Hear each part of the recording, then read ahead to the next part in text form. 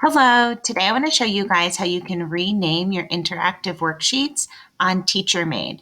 There's three ways you can do this. First way is you can just go to your worksheet here while you're filing them and organizing them. You can click on those dots and then you can click on Edit Properties. Or what you can do is you can open up your worksheet and go to Actions, Edit Properties. Here you'll be able to change the title and also add a description, and it's the same as the previous one. So either way, you'll get to this screen, then you can click Update Worksheet.